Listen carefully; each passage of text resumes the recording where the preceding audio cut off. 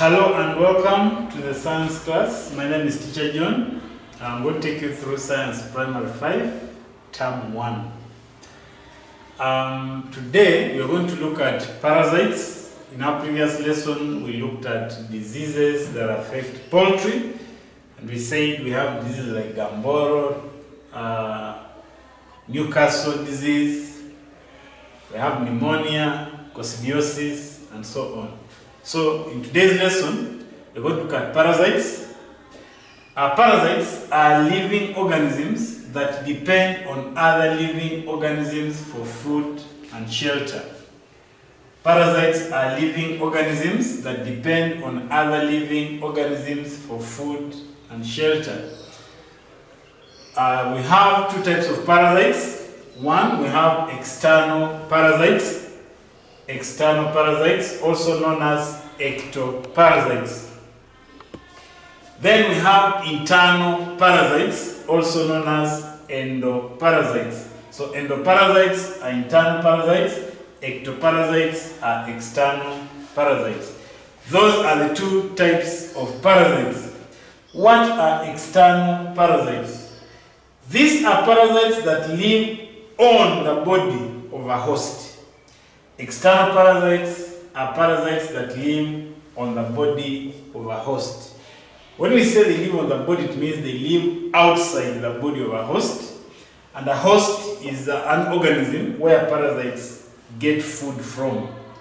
So if a tick sucks blood from you, you become a host, because then the tick becomes a parasite. So when we say these are parasites that live on the body of a host, we simply mean that a host is an organism that provides the food to the parasite. So the organism that provides the food to the parasite is called a host. Then a parasite is a living organism that depends on other living organisms for food and shelter. Examples of external parasites, we have in poultry, we have fleas, mites, and lice. External parasites in poultry, we have fleas, mites, then we have lice. How can we control external parasites? How to control external parasites in poultry? We can control external parasites in poultry by dusting. By dusting using chemicals, by dusting using chemicals. Dusting using chemicals. By dusting using chemicals. So these chemicals are in a powder form. They're in a powder form and they are white in color. So you dust to kill external parasite. Then we look at internal parasites. These are parasites that live inside the body of a host. These are parasites that live inside the body of a host. So for them, they stay inside. We have examples of internal parasites in poultry. One, we have tapeworms, roundworms, and threadworms. We have tapeworms, roundworms, and threadworms. These are the three examples of internal parasites in poultry. In case they ask you why are tapeworms called internal parasites, they live inside the body of a host. Then why is a tapeworm called a parasite? A tapeworm depends on other living organisms for food and shelter. Then how can we control internal parasites? We can control internal parasites by deworming. We can control internal parasites by deworming. Let's look at general ways of controlling parasites in poultry. General ways of controlling parasites in poultry. One is by dusting using chemicals. Dusting using chemicals. Then number two, by regular deworming. We can control internal parasites by regular deworming. We can control external parasites by dusting using chemicals. Then you can also control parasites by cleaning the poultry house regularly. cleaning the poultry house regularly, by giving birds clean water and food. We can also control parasites by giving birds clean water and food. Then lastly, we can also control parasites by cleaning feeding troughs. So all these are different ways we can control internal and external parasites. We said dusting using chemicals, regular deworming, cleaning the poultry house regularly, giving birds clean water and food, then cleaning feeding troughs. The other time we looked at examples of feeding troughs. We moved to farm records. What are farm records? Farm records are written information showing activities carried out on the farm. Farm records are written information showing activities carried out on the farm. We have very many activities that are carried out on a poultry farm. Like for example, we have collecting eggs, we have cleaning the poultry house. All those are activities carried out on a farm. We have deworming, we have collecting eggs. Those are some of the activities that are carried out on a farm. Then look at types of farm records. We have around 6 types of farm records. 1, we have breeding records. Number 2, we have health records. Number 4, we have feeding records. Number 4, we have production records. Then number 5, we have income and expenditure records. Number 6, we have inventory records. I think I'm going to explain briefly about every type of farm record. Let me begin with breeding records in poultry. Now, breeding records, they show the type of breeds that farmers keep on the farm. For example, we have so many breeds. We have local breeds, we have exotic breeds. So if you keep breeding records, they will show the type of breeds that farmers keep on the farm. Those are breeding records. Then we have health records. How is the health of the chicken you are keeping? The health of the poultry? Which disease do they suffer from? And when you treat, how many survive, how many die? Those are health records. And how often do these birds fall sick? Those are health records. Then we have feeding records. Feeding records, they show the type of food these birds eat and how much food each bird eats. So you should have those records. Those records fall under feeding records. They show the type of food these birds eat. Then they also show the quantity or the amount of food eaten by birds. Then we have production records. Production records, they show the number of eggs laid in a day, how many break, how many are collected. So you need to know as a poultry keeper that you need to know the number of birds, the number of eggs laid, that is production records. Then how many birds do you sell? You have to keep those records.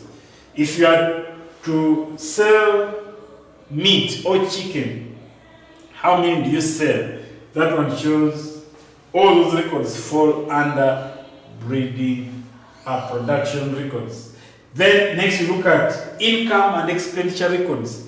Income and expenditure records, they show the profits and the losses, or they show profits or losses on the farm. So they show the income and expenditure. Income simply means money that has been earned on the farm, the money we get on the farm. Like if you sell poultry, if you sell eggs, that money you get is the income. Then expenditure, what you spend. When you buy food, when you treat birds, you are spending. When you pay workers, that falls under expenditure records. So when you subtract income from expenditure or expenditure from the income, you will be able to see whether you're making losses or profits. If the income is higher than the expenditure, that means as a farmer you're making profits. If the expenditure is more than the income, then it means you are getting losses. Then we have what we call inventory records. Inventory records, they show the number of farm tools. I repeat, inventory records, they show the number of farm tools on the farm. For example, inventory records, they will show how many pangas you have, how many hoes you have on the farm. If you are keeping poultry, inventory record, how many drinkers do you have on your farm? How many feeding troughs do you have on your farm? So all those ones fall under inventory records. Next, we look at reasons why farmers keep farm records. Why do farmers keep farm records? We have 4 reasons why farmers keep farm records. One is to plan for the farm. Farmers keep farm records to be able to plan for the farm. Then to be taxed fairly by the government. To be taxed fairly by the government. To be taxed fairly by the government. You know, farmers pay taxes, but you pay taxes depending on your income on the farm. And how will the government know the income you have on your farm? It will get to know the income you have on the farm by looking at your records. They will see the expenditure and they will also see the income on the farm. So they will be able to know how much money you earn and how much money you spend. From there, the government will be able to tell how much tax you are supposed to pay as a farmer. That's what we are saying. Farmers keep records to be taxed fairly by the government, then to plan for the farm. Then next we look at the third reason why farmers keep records is to easily get bank loans. To easily get bank loans. To easily get bank loans. Now if you're a poultry farmer, you cannot get a loan from the bank if you don't have records. The bank will be able to come and look at your records to know how much money they can give you. For example, if you are keeping poultry and you have, let me say, 100 birds. If you have 100 birds and you go to the bank and you ask the bank to give you 200 million, the bank will not be able to give you that money, because when they look at your records, 100 birds cannot raise 200 million within a short time. It will take you years for you to raise 200 million. So instead they will give you the loan basing on the number of birds you have, and they can only tell that by looking at your farm records. So one of the reasons why farmers keep records is to easily get bank loans. Then number 4, to know the profits and losses on the farm. To know the profits and losses on the farm. The word losses is L-O-S-S-E-S. S, losses. To know the profits and losses on the farm. So that's about poultry and generally record keeping. Next we look at keeping bees. Keeping bees. So we are done with keeping poultry. What is keeping bees, or what is beekeeping? Keeping bees is the rearing of bees. Rearing of bees. That act of rearing bees is what we call beekeeping. Just like when you're looking at poultry, we looked at poultry keeping, and we said keeping poultry is the rearing of domestic birds. So when you're looking at keeping bees, we are simply meaning keeping bees is the rearing of bees. Then we have some terms like apiculture. Apiculture. What is apiculture? Apiculture is the rearing of honeybees on a large scale. Apiculture is the rearing of honeybees on a large scale. I repeat, Apiculture is the rearing of honeybees on a large scale. Next, look at importance of bees to people. Why do people keep bees? Are these bees important to people? Let's see how bees are important to human beings. One, people get honey from bees. People get honey from bees. People get beeswax. And remember, honey and beeswax are products that we get from bees. So people keep bees to get honey. People keep bees to get beeswax. And you can use this beeswax to make candles. Then another reason why people keep bees is beekeeping is a source of employment to people. Beekeeping is a source of employment to people. People are employed to look after bees. For example, we have people who make beehives and they earn money out of that. That is employment. And we have people who harvest honey. We have people who sell honey. All those are people who are employed because of bees. If we were not keeping bees, then somebody making beehives will not earn anything. Then we will not have people to sell honey. So people who sell honey, people who sell beehives, people who make beehives, and people who harvest and extract honey are employed. So that's why we say beekeeping is a source of employment to people. Importance of bees to plants. How are bees important to plants? Bees help in pollination.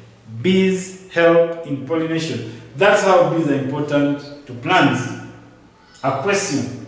What is an apiary? What is an apiary? An apiary is a place where many beehives with bees are kept. An apiary is a place where many beehives with bees are kept. I repeat for the last time. An apiary is a place where many beehives with bees are kept. An apiary is a place where many beehives with bees are kept. So, in simple terms, an apiary is a farm of bees. An apiary is a farm of bees. As simple as that. So that farm where we have many beehives with bees is referred to as an apiary. There's something we need to note.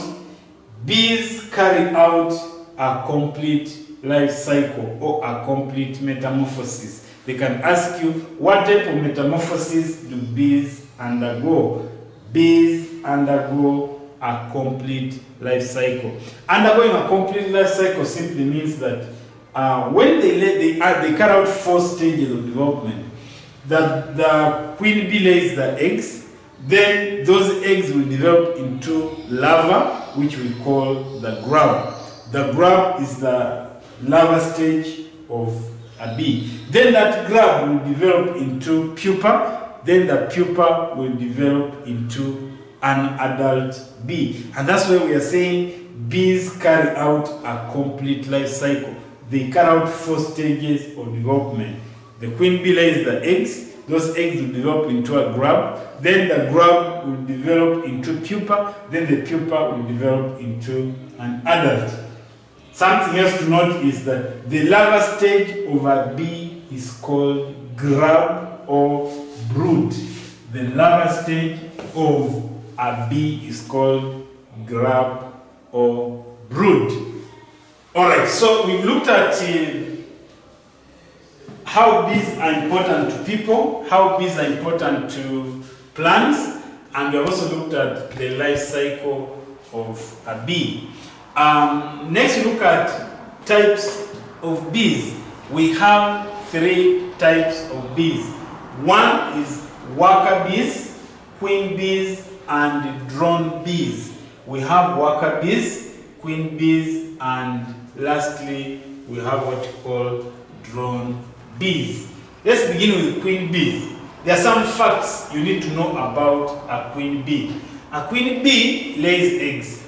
A queen bee lays eggs, and that's the main duty of a queen bee. So the main duty of our queen bee is to lay eggs. So these queen bees lay two categories of eggs. They lay fertilized eggs, and they also lay unfertilized eggs. So when they lay fertilized eggs, these fertilized eggs hatch into the female grub. I told you, grub is the larva stage of a bee. So these fertilized eggs will hatch into female grubs, and these female grubs can either develop into queen bees or into worker bees. Remember, worker bees are also female bees in the hive. But so there's a difference between worker bees and queen bees. Worker bees and queen bees are the female bees. In the hive. So they develop from fertilized eggs. Then drone bee is the male bee in the hive. So back to the queen bee. I said a queen bee lays eggs, and I said it lays two categories of eggs. It lays fertilized eggs and unfertilized eggs. Fertilized eggs will develop into either worker bees or queen bees. We are going to see how queen bees are formed. When that female grub is fed on royal jelly throughout its life cycle, it develops into a queen bee. Then those bees, with those female grubs that are not fed on royal jelly, they develop into worker bees. You said a queen bee is formed when the female grub is fed on royal jelly throughout its life cycle. Then the main duty of a queen bee is to lay eggs. The queen bee is fed on special food called royal jelly. Then it is a female fertile bee in the hive. It's the only female bee that lays eggs. Worker bee is a female bee in the hive, but worker bees do not lay eggs. The only type of bee that lays eggs is called a queen bee. And the reason why a queen bee is able to lay eggs is because it has a well-developed reproductive system. Then we have another fact about a queen bee. It is the biggest bee in the hive. It is the biggest bee in the hive. Then a queen bee also has a longer abdomen. The abdomen of a queen bee is longer compared to these other two types of bees. So there are some facts which I want to repeat about a queen bee. One, a queen bee lays eggs. Number two, a queen bee is fed on royal jelly. And a queen bee is formed when the female grub is fed on royal jelly throughout its life cycle. You can get a question asking you, how is a queen bee formed? A queen bee is formed when the female grub is fed on royal jelly. And I said a queen bee lays two categories of eggs. It lays fertilized eggs and unfertilized eggs. Fertilized eggs will develop into female grubs, which will either develop into worker bees or queen bees. For them to develop into queen bees, they must be fed on royal jelly. Let's look at worker bees. Worker bees. Worker bees are female sterile bees in the hive. Worker bees are the female sterile bees in the hive. When we say they are the sterile bees, it means that they cannot lay eggs. So worker bees, as much as they are female, for them they cannot lay eggs. And the reason why they can't lay eggs, they have underdeveloped reproductive system, or their reproductive system is underdeveloped. Then they are the smallest bees in the hive. They have a hairy body, or they have hair on their body. Then they have a sting. This sting is used for protection. They may ask you, how do bees protect themselves? Bees protect themselves by stinging. They sting using a sting. Then we look at roles of worker bees. How are worker bees important? They feed the queen bee. worker bees feed the queen bee, they feed the grub. I told you the grub is the larva stage of a bee. So these grubs are fed by worker bees. Then worker bees also protect the queen bee. They protect the queen bee, they protect the hive, they make honey, they clean the hive, they repair or mend the hive, then they fan the hive. Or you can say they regulate temperature in the hive. That's what we mean by fanning the hive. Roles of a queen bee, we say they feed the queen bee. Roles of worker bees, roles of worker bees, they feed the queen bee, they feed the grub, they protect the queen bee, then they protect the hive, they make honey, they clean the hive, they mend or repair the hive, then they fan the hive, or they regulate temperature in the hive. Now, when these bees are making the hive, they use what you call propolis. They use what you call propolis. So propolis is a sticky substance found on trees, especially eucalyptus trees. It is a reddish or brownish substance which is sticky, and the bees go and collect that propolis, substance called propolis, then they use it to mend the bee hive. Then lastly, we look at a drone bee. We look at drone bee. A drone bee is the male bee in the hive. It's the only male bee that we have. We have three types of bees: worker bees and queen bee. Those ones are female bees. Then the only male bee in the hive is called a drone bee. It is bigger than worker bees but smaller than a queen bee. So if you look at it, that means that the queen bee, the worker bee is the smallest bee in the hive. We say the queen bee is the biggest, then worker bee is the smallest, then drone bee is bigger than worker bees but smaller than a queen bee. Meaning that a queen bee is the biggest, followed by the drone bee, then lastly worker bee is the smallest bee in the hive. Drone bees make a buzzing sound. Drone bees make a buzzing sound. Then it is the most hairy bee in the hive. Then it develops from unfertilized eggs. Drone bees develop from unfertilized eggs. Then we also need to know the main duty of a drone bee is to mate with a queen bee. The main duty of a drone bee is to mate with a queen bee. Remember we said queen bees, the main role of a queen bee is to lay eggs. Then worker bees have so many functions which we mentioned. We say they feed the queen bee, they feed the grub, they protect the queen bee, they protect the hive, they make honey, they clean the hive, they repair or mend the hive, and so on.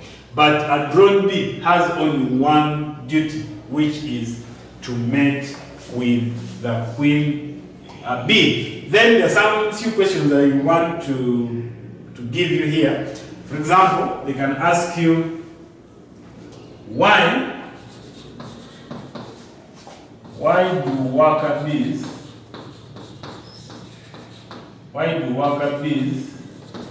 die? Why do worker bees die soon after stinging a person? Now, when worker bees sting a person, they die. Why do they die? They die because their abdomen, the sting breaks, damaging the abdomen. Why do worker bees die soon after stinging a person? The sting breaks, damaging the abdomen. The sting breaks and damages the abdomen, and it damages. The sting breaks and damages the abdomen. So in other words, when a worker bee stings you, the sting will break and damage the abdomen. Then it will die because of dehydration. It will develop something like a wound at the end of its abdomen, and it will lose a lot of water due to dehydration. So that's the answer. Then another question. Why do drone bees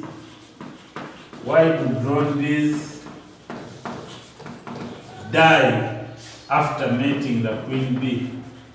Why do drone bees die after mating the queen bee?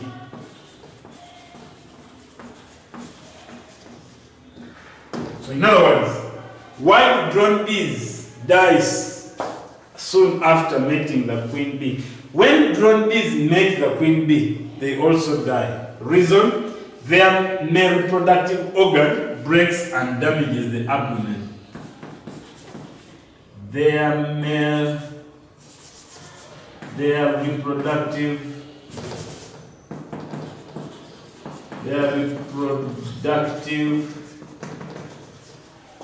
organ breaks and damages the abdomen, and it damages the abdomen.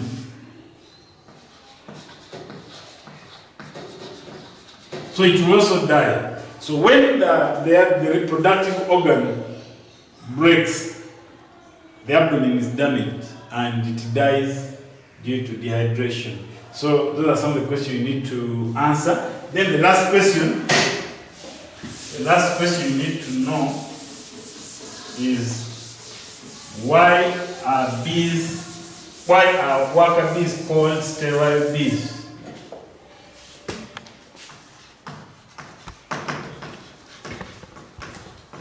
Why are worker bees called sterile bees?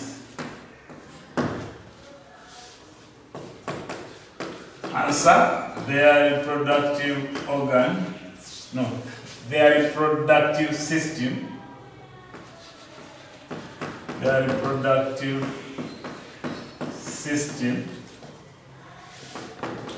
is underdeveloped.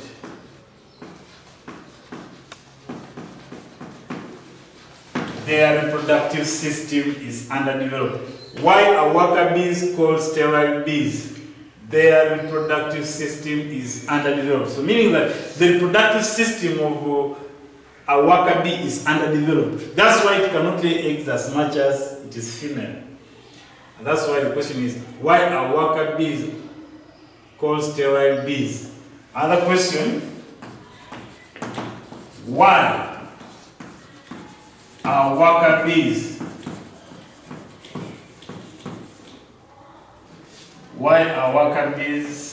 unable to lay eggs? Why are worker bees unable to lay eggs? Same answer. Their reproductive